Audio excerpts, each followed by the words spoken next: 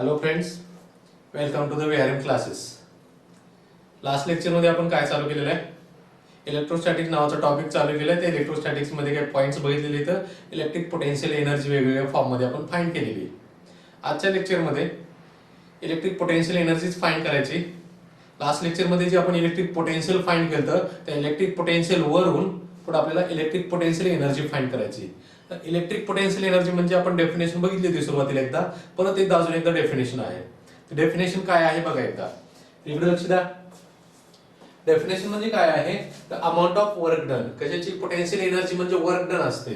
Amount of work done to assemble the system of charges, म्हणजे large number of charges असतील ते काय करायचे, तर in bringing from infinity to given point. Large distance वरून काय करायचे, स्मॉल डिस्टन्सला.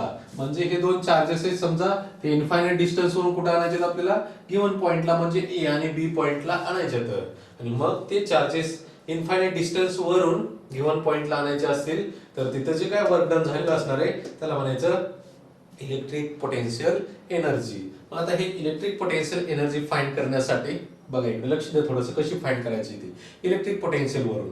आता काय आहे, तर Q1 and Q2 are at infinite distance initially. Charges Q1 and Q2 are at infinity. Infinity ला आहेत ते इन्फिनिटी वरून कुठे आणले, तर ए आणि बी पॉइंटला आणले. तर Q1 and Q2 are brought from infinity to A and B respectively. A आणि B पॉइंटला आणलेले इथं. कुठून आणलेले इथं बघा, इन्फिनिटी वरून A आणि B पॉइंटला आणलेले इथं.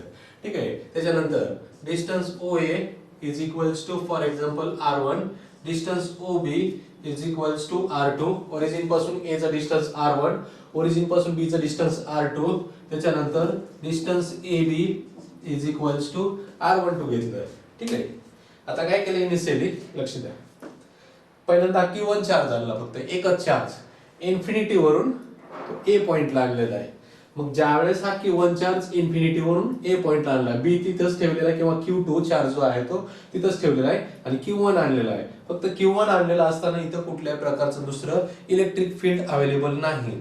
इलेक्ट्रिक फील्ड नाही म्हणजे इलेक्ट्रोस्टॅटिक फोर्स नसणार आहे इथं कुठलाच, आणि इलेक्ट्रोस्टॅटिक फोर्स नाही म्हणजे वर्क डन किती असणार आहे, ह्या चार्ज वरती 0 असणार आहे.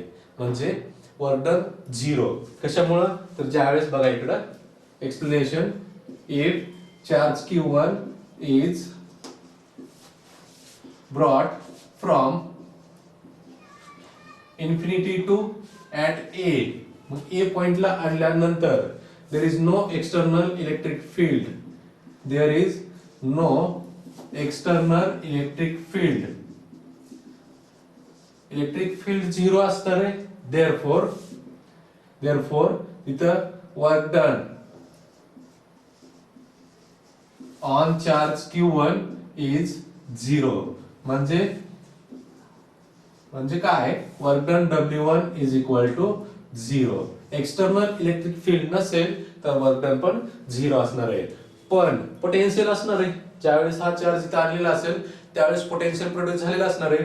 Q1 पॉइंटला पोटेन्शियल प्रोड्यूस झालेला, Q1 चार्ज मुळे जे पोटेन्शियल प्रोड्यूस झालेला आहे ते पोटेन्शियल फाइंड करू. मग electric potential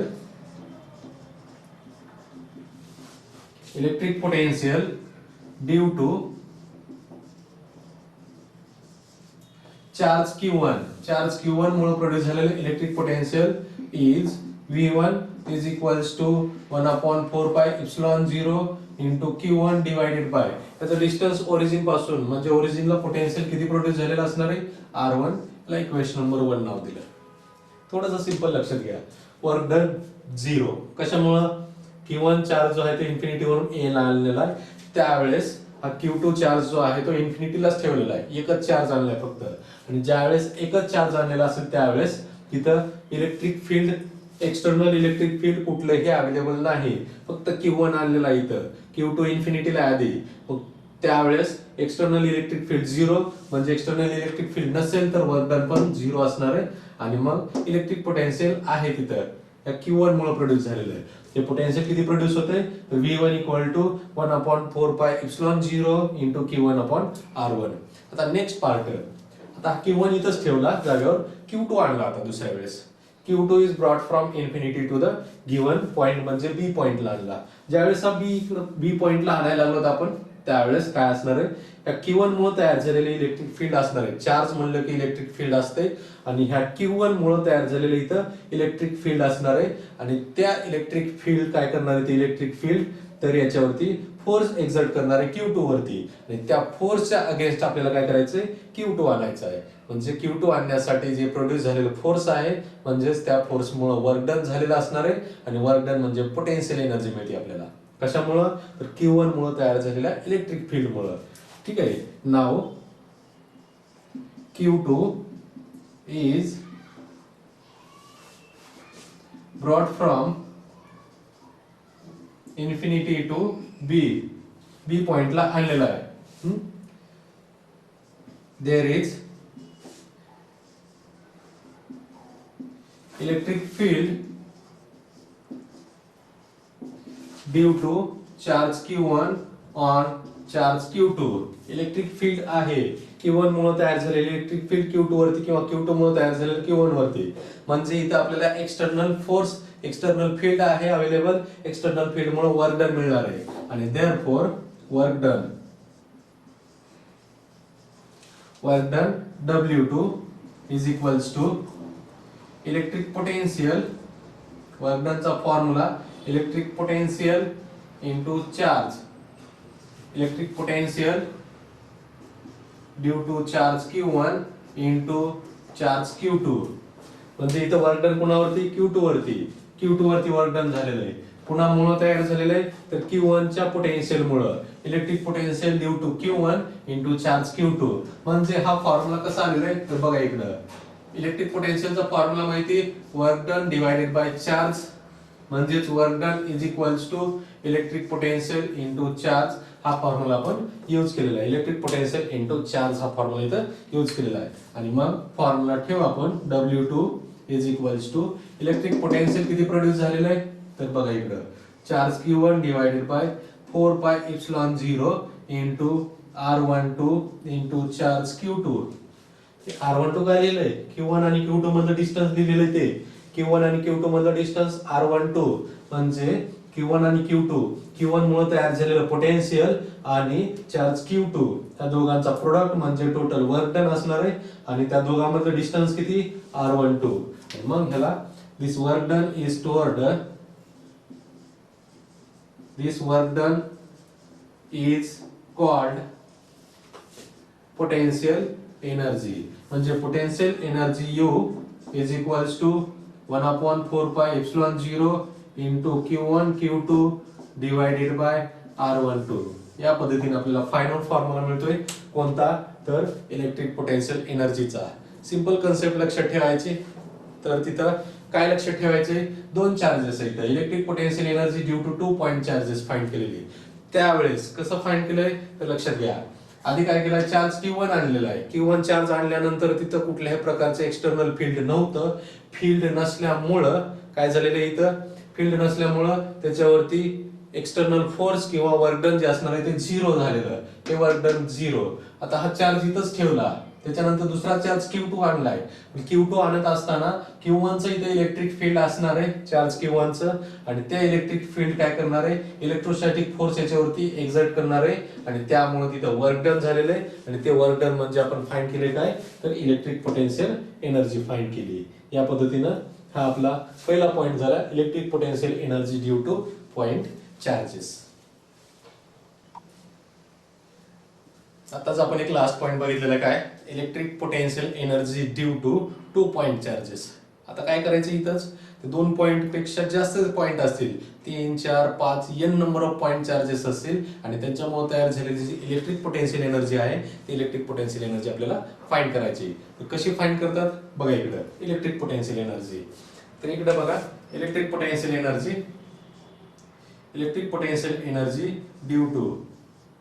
due to charge Q1 and Q2 हे आपण बघितलेला आताचा पॉइंट जो आहे तो बघू. U equal to 1/4πε0 into Q1 Q2 divided by R12.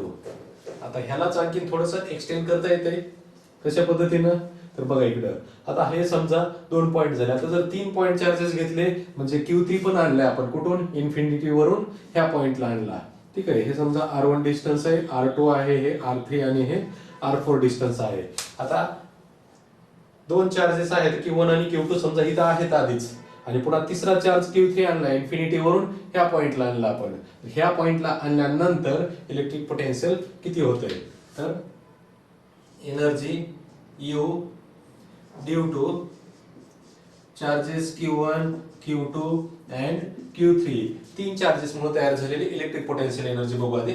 बघा इकडं, तर आधी Q1 Q2 मुळे तयार झालेली ऑलरेडी असणार आहे. तर total energy U2 is equals to 1/4πε0 into Q1 Q2 divided by R12, एक पार्ट झाला, प्लस आधी ह्या 2 चार्जेस मुळे आता दुसरा आणि तिसरा चार्ज आहे त्याच्यामुळे तयार झालेली electric potential energy 1/4πε0 into Q2 Q3 divided by R23. Q2 आणि Q3 मधलं डिस्टन्स जे आहे ते R23, प्लस आता Q1 आणि Q3 मुळे तयार झालेले electric potential energy 1/4πε0 into Q1 Q3 divided by Q1 आणि Q3 मधलं डिस्टन्स जे आहे ते R13 या पद्धतीनं हा एक झाला. त्याच्यानंतर 4 चार्जेस घेतले तर काय एनर्जी तयार होती ती एक बघू लास्ट याच्यामध्ये. तर electric potential energy due to 4 charges,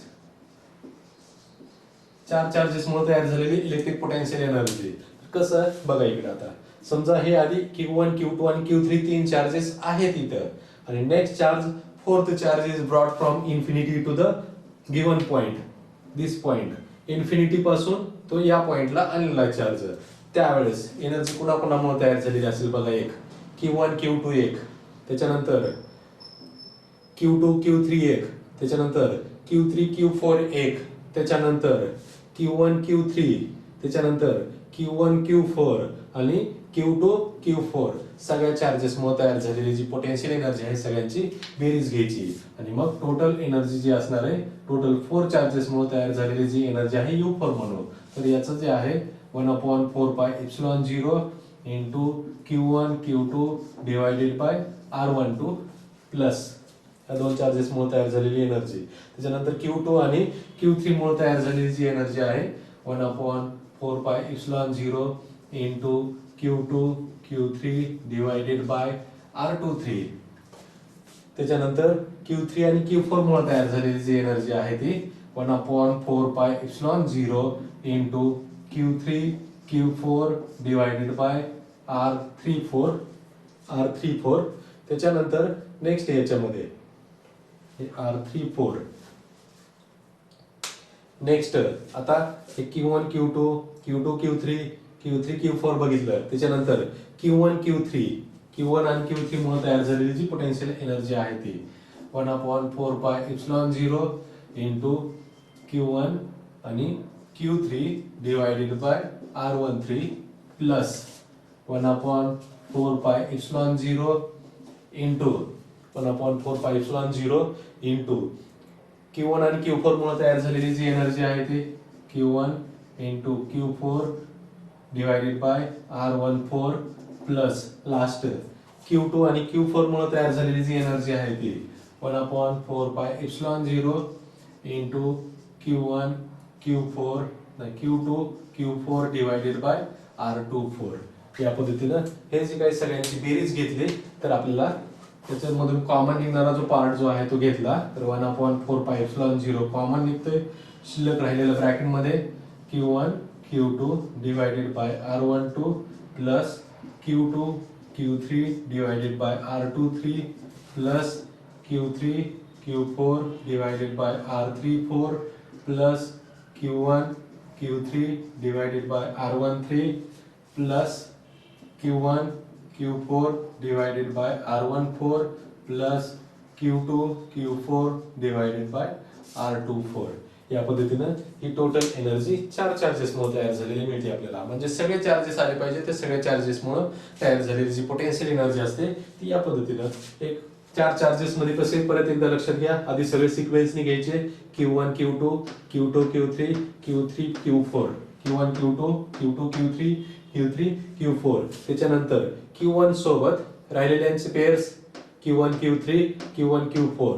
त्याच्यानंतर Q2 सोबत राहिलेल्या पेअर्स Q4 ची राहिलेली फक्त Q2 Q4 राहिलेली. या पद्धतीने हे सगळ्या चार्जेसमुळे तयार झालेली जी टोटल एनर्जी पोटेन्शियल एनर्जी असणार आहे या पद्धतीनं 5 चार्जेसमुळे n नंबर ऑफ चार्जेसमुळे तयार झालेली पोटेन्शियल एनर्जी आपल्याला या पद्धतीनं फाइंड करता येते. तर हे या पद्धतीने लक्षात घ्यायचंय. छोटासा पॉइंट आहे, सीईटी साठी असेल किंवा तुम्हाला जर एखादी सिस्टीम दिलेली असेल 3-4 चार्जेसची पोटेन्शियल एनर्जी फाइंड करून ट्रायंगल दिलेला असेल, स्क्वेअर दिलेला असेल, तर या पद्धतीनं टोटल पोटेन्शियल एनर्जी तुम्हाला फाइंड करता येईल दिलेल्या पॉइंटला. ठीक आहे. इलेक्ट्रिक पोटेन्शियल एनर्जी फाइंड करायची, त्यातलाच पॉइंट आहे. Electric potential energy due to single charge, एकच चार्ज, पण कुठं? In an external electric field. म्हणजे ऑलरेडी इथे एक्सटर्नल इलेक्ट्रिक फील्ड आहे आणि त्या फील्ड मध्ये एक चार्ज आणलेला आहे. तर त्या चार्ज मुळे जी तयार झालेली आहे इलेक्ट्रिक पोटेन्शियल एनर्जी ती फाइंड करायची आहे. एक्सटर्नल इलेक्ट्रिक फील्ड मध्ये तयार झालेली पोटेन्शियल एनर्जी. तर बघा इकडं हा चार्ज ज्यावेळेस इन्फिनिटी वरून आणतो, r डिस्टन्सला आणायचा आहे. इन्फिनिटी वरून आणत असताना इथं ऑलरेडी इलेक्ट्रिक फील्ड आहे. इलेक्ट्रिक फील्ड मुळे याच्यावरती काय होणार? इलेक्ट्रोस्टॅटिक फोर्स प्रोड्यूस होणार आहे Q1 Q चार्ज वरती, आणि तो त्याला अपोज करणार, त्याच्यामुळे वर्क डन झालेला असणार आहे. आणि ते जे वर्क डन आहे ते फाइंड करायचं आपल्याला. मग इथं लेट E म्हणजे काय? E is an external electric field. External electric field आहे. एक्सटर्नल इलेक्ट्रिक फील्ड मध्ये चार्ज आणलेला आहे. त्या एक्सटर्नल इलेक्ट्रिक फील्ड मध्ये प्रोड्यूस झालेलं V हे पोटेन्शियल आहे. V is an external electric potential. Electric field मध्ये तयार झालेले electric potential, external electric potential. मग वर्क डनचा फॉर्म्युला माहिती, वी नो. पोटेन्शियलचा formula V is equals to work done per unit charge, म्हणजेच V is equals to W upon Q. W is equals to V into Q, म्हणजेच potential energy U is equals to V into Q. या पद्धतीने अशा पद्धतीने simple formula तयार होते. V into Q external electric field मध्ये single charge मुळे तयार झालेलं जे काय वर्क डन असणार आहे किंवा पोटेन्शियल एनर्जी तयार झालेली असणार आहे ती या पद्धतीनं U is equals to V into Q ही पोटेन्शियल एनर्जी असणार आहे आपली. ठीक आहे. चला यातच आता आपल्याला नेक्स्ट ह्यातलाच छोटासा पॉइंट बघायचा. पुढे काय आहे? इलेक्ट्रिक पोटेन्शियल एनर्जीच फाइंड करायची. सेम पॉइंट आहे, पण ड्यू टू दोन चार्जेस आणलेले तर in an external electric field. बाहेरून काय केलेलं इथं? एक्सटर्नल इलेक्ट्रिक फील्ड E मध्ये दोन चार्जेस आणलेले तर Q1 आणि Q2. इन्फिनिटी वरून आलेले ते चार्जेस. जर समजा पहिल्यांदा आपण काय केला, फक्त Q1 चार्ज आणला, काय म्हणतं लक्षात घ्या, फक्त Q1 चार्ज आणलेला आहे. कुठं? इन्फिनिटी वरून. तर दिलेल्या पॉइंटला A पॉइंटला म्हणा आणि हा B पॉइंटला. तर आधी फक्त Q1 चार्ज आणलेला आहे. ज्यावेळेस Q1 चार्ज आणायला लागलो त्यावेळेस इथे एक्सटर्नल इलेक्ट्रिक फील्ड E आहे. त्या E मुळे काय होणार आहे? Q1 वरती इलेक्ट्रोस्टॅटिक फोर्स प्रोड्यूस होणार आहे. त्या फोर्स मुळे त्याच्यावरती वर्क डन झालेला असणार आहे. ते वर्क डन म्हणजेच काय असणार आहे? तर पोटेन्शियल एनर्जी. आणि हे वर्क डन आधी फाइंड करू कशावरती? फक्त Q1 वरती प्रोड्यूस झालेलं. तर बघा इथं V is an external electric potential असणार आहे. V is equals to work done per unit charge आहे. Work done per unit charge. मग V equal to W upon Q लिहिलं. V equal to W upon charge Q1 आहे. फक्त charge Q1 आणलाय आधी. V equal to W upon Q1. W is equals to V into Q1. W is equals to V into Q1. म्हणजे हे काय झालं तर एक पोटेन्शियल एनर्जी मिळाली. कुणावरती? तर चार्ज Q1 वरती. चार्ज Q1 मुळे तयार झालेली एक्सटर्नल फील्ड मध्ये Q1 मुळे तयार झालेली पोटेन्शियल एनर्जी आधी फाइंड केली. आता काय केलंय? Now charge Q2 is brought from infinity to point B, infinity वरून आणलेला पॉइंट बी ला. पॉइंट बी ला आणलेला असताना आता इथं दोन गोष्टी लक्षात घ्यायच्या. कोणत्या गोष्टी? तर इथे एक एक्सटर्नल इलेक्ट्रिक फील्ड मुळे त्याच्यावरती फोर्स तयार होणार आहे, फोर्स एक्झर्ट होणार आहे. आणि दुसरं Q1 आधीच आणलेला आहे आणि त्या Q1 मुळे तयार झालेले जे फील्ड आहे त्याच्यामुळे पण त्याच्या चार्ज Q2 वरती एक्सटर्नल इलेक्ट्रोस्टॅटिक फोर्स प्रोड्यूस होणार आहे. दोन गोष्टीमुळे फोर्स प्रोड्यूस होते याच्यावरती, म्हणजे दोन प्रकारची एनर्जी मिळणार आहे तिथं. नीट आहे का? परत अजून काय म्हणतोय तो, हा Q2 काय केलेला आहे, इन्फिनिटी वरून बी पॉइंटला आणला. बी पॉइंटला आणत असताना ऑलरेडी इथं एक्सटर्नल इलेक्ट्रिक फील्ड आहे आणि त्या फील्ड मुळे तयार झालेलं इलेक्ट्रोस्टॅटिक फोर्स तिथं असणार आहे Q2 वरती. आणि दुसरं इलेक्ट्रोस्टॅटिक फोर्स कुणामुळं, तर चार्ज Q1 मुळे तयार झालेले जे फील्ड आहे त्याचं पण इलेक्ट्रोस्टॅटिक फोर्स असणार आहे. म्हणजे दोन प्रकारच्या फोर्सच्या अगेन्स्ट इथं वर्क डन झालेलं असणार आहे. आणि मग हे लक्षात घ्या इथं आता, देअरफॉर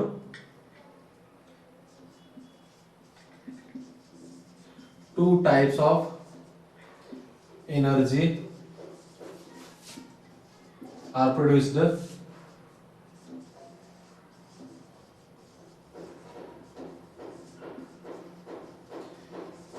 बाय चार्ज Q2. दोन प्रकारचे एनर्जी प्रोड्यूस झालेले असणार आहे इथं. आणि मग एनर्जी जी असणार आहे तर एक एक्सटर्नल इलेक्ट्रिक फील्ड मुळे, म्हणजे electric potential into charge Q2. External electric field मध्ये तयार झालेले जे काय वर्क डन असणार आहे या पद्धतीनं, potential into charge, potential into charge Q2. आणि दुसरं जे वर्क डन असणार आहे ते ह्या इलेक्ट्रोस्टॅटिक फोर्स मुळे तयार झालेलं वर्क डन असणार आहे. म्हणजेच वर्क डनचा फॉर्म्युला आपण लास्ट बघितलेला आहे, लास्ट डेरिव्हेशन बघितलेलं आहे आताच.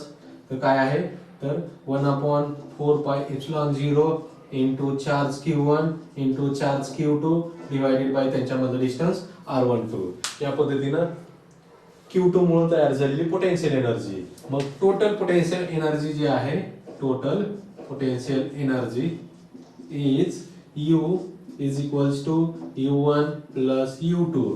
म्हणजे U1 किती आहे, तर V इंटू Q1. U2 किती आहे, ही value total V into Q1 plus V into Q2 plus 1/4πε0 into Q1 Q2 divided by R12. या पद्धतीनं हा फॉर्म्युला तयार होतोय. Total potential energy external field मध्ये दोन चार्जेस आणलेले असतील त्यावेळेस, तीन चार्जेस आणले तर आणखीन याला असंच या पद्धतीने एक्सटेंड करता येईल. चार चार्जेस आणलेले असतील तर एक्सटेंड करता येईल. या पद्धतीनं ही कन्सेप्ट लक्षात घ्यायची आणि हे तयार झालेलं पोटेन्शियल एनर्जी, पोटेन्शियल ह्या गोष्टी याच्यामधल्या लक्षात घ्यायच्या. तर ओके, चला एक आणखीन एक इलेक्ट्रिक पोटेन्शियल एनर्जी फाइंड करायचा एक फॉर्म्युला आहे. लास्ट पॉइंट म्हणून आपण इलेक्ट्रिक पोटेन्शियल एनर्जी फाइंड करायचा. काय आहे, पोटेन्शियल एनर्जी फाइंड करायची of an electric dipole in external electric field. External electric field मध्ये पोटेन्शियल एनर्जी फाइंड करायची. आपण लास्ट दोन फॉर्म्युले बघितले इथं, सिंगल चार्ज मुळे, दोन चार्जेस मुळे. आता इलेक्ट्रिक डायपोल मुळे एक्सटर्नल इलेक्ट्रिक फील्ड मध्ये किती एनर्जी प्रोड्यूस होते नीट लक्षात ठेवायचंय. इलेक्ट्रिक डायपोल मुळे एक्सटर्नल इलेक्ट्रिक फील्ड मध्ये तयार झालेली जी काही एनर्जी असेल ती फाइंड करण्यासाठी फॉर्म्युला, नीट साठी महत्त्वाचा फॉर्म्युला आहे, सीईटी साठी, जेई साठी महत्त्वाचा फॉर्म्युला आहे. एक्झाम्पल्स विचारले त्याच्यावरती वेगवेगळे एंट्रन्स एक्झाम मध्ये, त्याच्यामुळं व्यवस्थित काळजीपूर्वक लक्षात घ्यायचा फॉर्म्युला काय आहे तो. तर बघा इकडं काय केलेलं आहे, consider an electric dipole. Example किंवा याचं एक्सप्लेनेशन जे आहे, consider electric dipole placed in an electric field, placed in an electric field. A पॉइंटला प्लस Q चार्ज घेतलाय, बी पॉइंटला मायनस Q चार्ज घेतलाय. त्याच्यानंतर length of the dipole is 2L. Placed in an external electric field जे आहे, external electric field E मध्ये ठेवलेली आहे. इथं एक्सटर्नल इलेक्ट्रिक फील्ड ई मध्ये ठेवलेले आहेत. हे एक्सप्लेनेशनचा पार्ट झाला. काय, तर परत एकदा दोन लाईन मध्ये एक्सप्लेनेशन असते. तर कन्सिडर इलेक्ट्रिक डायपोल म्हणजेच दोन पोल्स, दोन charges separated by finite distance, त्याला म्हणायचं इलेक्ट्रिक डायपोल. तर टू चार्जेस प्लस Q आणि minus Q separated by distance 2L, placed in an electric field E. हे याचं एक्सप्लेनेशन झालं. जेवढं डायग्राम मध्ये दिसते ते एक्सप्लेनेशन मध्ये येते. आता इथं तर इलेक्ट्रिक डायपोल मोमेंट माहिती आहे आपल्याला, we know electric dipole moment.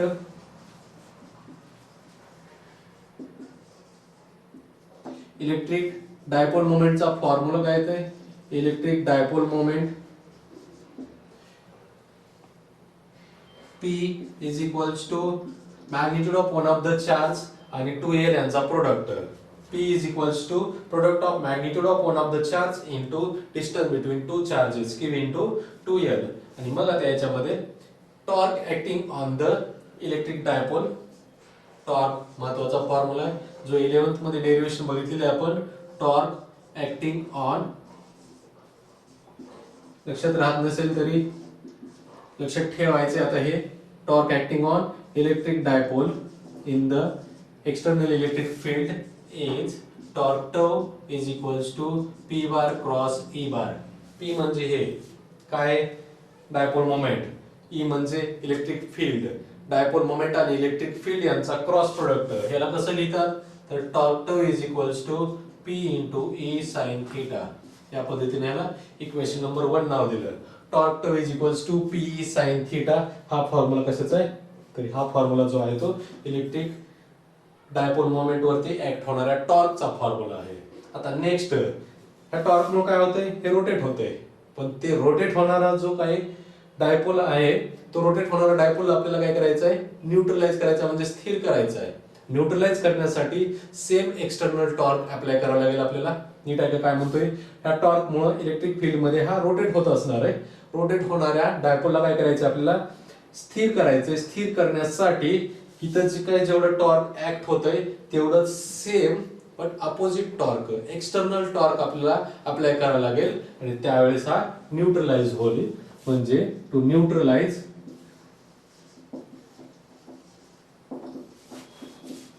The dipole external torque is applied on it. External torque म्हणलं ते टाउ एक्सटर्नल म्हणून हा फॉर्म्युला जो आहे तो सेम टॉर्क अप्लाय केलेला आहे. पीई साइन थीटा एवढं टॉर्क अप्लाय केलेलं आहे. आणि मग आपल्याला काय करायचंय, पोटेन्शियल एनर्जी म्हणजेच वर्क डन फाइंड करायचं असेल. To find the work done, to find potential energy, तो रोटेट झालेला आहे किती अँगल मध्ये, through angle for example theta 0 to theta एवढ्या अँगल मध्ये रोटेट झालेला असेल. कोण, टॉर्क. तेवढ्या अँगल मध्ये वर्क डन किंवा पोटेन्शियल एनर्जी किती तयार झालेली असेल ते आपल्याला फाइंड करायची. वर्क डनचा फॉर्म्युला कसा तयार होते लक्ष द्या इकडे. तर लिनियर मोशन असेल, लिनियर मोशन मध्ये वर्क डनचा formula force into linear displacement, force into linear displacement. तसंच रोटेशनल मोशन असेल, रोटेशनल मोशन मध्ये वर्क डनचा फॉर्म्युला, वर्क डन किंवा पोटेन्शियल एनर्जी सेम असते. वर्क डनचा फॉर्म्युला जो आहे तो, तर याची सिमिलर क्वांटिटी कोणती, रोटेशनल मोशन मध्ये torque.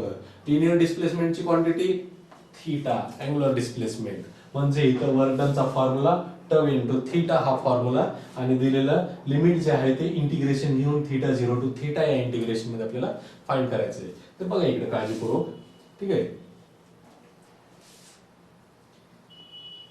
Total work done find करायचे. Work done is equals to limit from theta 0 to theta external torque to external with respect to theta. त्याच्यानंतर बघा इकडे एक्सटर्नल टॉर्कची जी व्हॅल्यू आहे पीई साइन थीटा, म्हणजेच आता हे डी थीटा घेतलेले स्मॉल वर्क डन. म्हणजे बघा इकडे ही जी थीटाची व्हॅल्यू असेल ती टोटल वर्क डन झालेलं असेल. फुल वर्क डन आपण स्मॉल वर्क डन घेतलेले, स्मॉल वर्क डनला आपण टोटल वर्क डन मध्ये कन्वर्ट करायला लागलेले. तर म्हणजे इथं असं लिहिलं तरी चालेल, स्मॉल वर्क डन माहितीसाठी किंवा लक्षात येण्यासाठी, small work done dw is equals to external torque into small angular displacement D theta घेतलं, ठीक आहे. आणि मग ह्या फॉर्म्युलाचा यूज करून एक्सटर्नल टॉर्क आणि डी थीटा याचं इंटिग्रेशन घेतलं थीटा 0 टू थीटा पर्यंत, त्यावेळेस आपल्याला टोटल वर्क डन मिळेल. मग टोटल वर्क डनचा formula w is equals to theta 0 to theta, external टॉर्कची व्हॅल्यू जी आहे ती P E sine theta integration थीटाचं integration sine theta with respect to theta. मग याच्यामधून पीई ही जी कॉन्स्टंट व्हॅल्यू आहे इंटिग्रेशनच्या बाहेर घेतली, ती इंटिग्रेशनच्या बाहेर घेतो. P into E integration from theta 0 to theta आपल्याला मिळतंय sine theta with respect to theta. तर इथे साइडला फॉर्म्युला लिहितो. साइन थीटाचं इंटिग्रेशन जे आहे ते sine theta with respect to theta integration minus cos theta. Sine थीटाचं integration minus cos theta formula लक्षात ठेवायचं. साइन थीटाचं इंटिग्रेशन मायनस कॉस थीटा. आणि मग आता हे इथे इंटिग्रेशन घेतल्यानंतर work done is equals to limit हे पीई जे आहे ते लिहिलं आहे तसंच पीई इंटू ब्रॅकेटमध्ये मायनस साइन थीटाचं इंटिग्रेशन मायनस कॉस थीटा आलेलं आहे. Minus cos theta theta 0 to theta integration घेतल्यानंतर बॉक्समध्ये लिहितात आणि हे लिमिट जे आहेत ते राईट साइडला लोअर लिमिट अप्पर लिमिट. आता लिमिट ठेवायचे ते याच्यामध्ये तर P into E in bracket minus cos theta upper limit आधी ठेवलं मायनस कॉस थीटा त्याच्यानंतर मध्ये मायनस ब्रॅकेट क्लोज. आता काय करायचं दुसरं लिमिट थीटा 0 ठेवायचं मायनस कॉस थीटा 0 साइन सहित आहे तसं घेतलंय आपण लिमिट ठेवलेले सिंपल आहे कन्सेप्ट काही नाही अडचण. तर याच्यामध्ये आधी थीटा ठेवायचं आहे तसं पुन्हा मायनस करून थीटा 0 ठेवायचं. तर हे मायनस कॉस थीटा मध्ये मायनस करून कॉस थीटाच्या जागी कॉस थीटा 0 ठीक आहे. या पद्धतीनं लिमिट ठेवले आणि मग work done W is equals to P into E minus cos theta minus plus cos theta. या पद्धतीनं हे ब्रॅकेट क्लोज केला आणि work done total final formula जो मिळतो PE in bracket cos theta plus आधी लिहिला कॉस थीटा 0 आधी लिहिला cos theta 0 minus cos theta. या पद्धतीनं आपला फायनल फॉर्म्युला तयार होतोय. या फायनल फॉर्म्युल्यावरून आणखी दोन केसेस बघता येतील. सिंपल परत एकदा थोडक्यात सगळं रिवाइज करतो काय काय आहे. थोड्या काही नवीन गोष्टी आहेत शिकायला मिळालेल्या आहेत लक्षात ठेवायच्या त्यांचा वापर होते. सीईटी नीटच्या क्वेश्चन पेपर मध्ये काही क्वेश्चन विचारले येते डायरेक्टली इनडायरेक्टली ते लक्षात घ्या. काय केलं इथं न्यूट्रलाइज करायचं याला कशाला तर हे रोटेट होतंय त्याला जागेवर स्थिर आणायचं. स्थिर आणलं म्हणजे पोटेन्शियल एनर्जी प्रोड्यूस झालेली असणार आहे. ती पोटेन्शियल एनर्जी किती प्रोड्यूस झाली ती फाइंड करण्यासाठी neutralise the dipole external torque is applied on it. External same torque apply केलेला असते सेम किती पीई साइन थीटा. आणि मग समजा displacement theta D theta small displacement झालेलं असेल त्यावेळेस स्मॉल वर्क डन जे फाइंड केलेलं आहे dw equal to external torque into displacement D theta angular displacement torque into angular displacement to find potential energy म्हणजे टोटल वर्क डन फाइंड करायचंय. Total work done find करण्यासाठी theta 0 to theta angle मध्ये काय केलं त्याचं integration घेतलं theta 0 to theta त्याचं integration external torque into d theta. External torque ची value PE sine theta into d theta. हातला पीई कॉन्स्टंट बाजूला घेतला इंटिग्रेशनच्या theta 0 to theta sine theta D theta. Sine थीटाचं integration minus cos theta limit theta 0 to theta. Upper limit आणि lower limit ठेवून दिले minus cos theta minus cos theta 0 lower limit आणि हे मायनस आणि हे प्लस म्हणजे या पद्धतीनं PE cos theta 0 minus cos theta हा आपल्याला फायनल फॉर्म्युला मिळतोय. तर हा फॉर्म्युला व्यवस्थित लक्षात ठेवायचा आहे ठीक आहे. आपला जो फॉर्म्युला आलेला आहे वर्क डन किंवा पोटेन्शियल एनर्जीचा potential energy W equal to किंवा U इक्वल टू पीई. हा P म्हणजे इलेक्ट्रिक डायपोल मोमेंट E म्हणजे electric field cos theta 0 minus cos theta. Cos theta 0 म्हणजे इनिशियल अँगल आहे सुरुवातीचा अँगल किती अँगलला तो डायपोल होता ठेवलेला आणि थीटा म्हणजे किती अँगल मधून रोटेट झाला पुढे तो. या पद्धतीनं cos theta 0 minus cos theta. या फॉर्म्युलावरून आपल्याला दोन केसेस बघायचे तर केसेस आपण बघू आता. इकडे बघा केस 1 इफ इनिशियली काय dipole is perpendicular to electric फील्डला परपेंडिक्युलर असेल म्हणजेच initial angle theta 0 is equals to 90 degree घेतला. पोटेन्शियल एनर्जी U म्हणा W म्हणा काही फरक पडत नाही. Potential energy W is equals to P into cos 90 minus cos theta.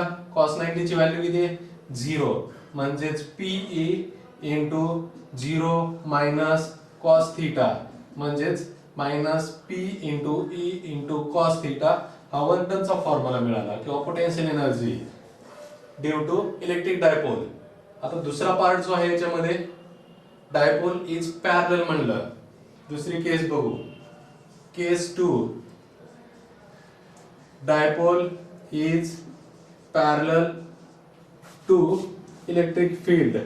Dipole is parallel to electric field म्हणजे initial angle initially theta 0 is equals to 0 degree.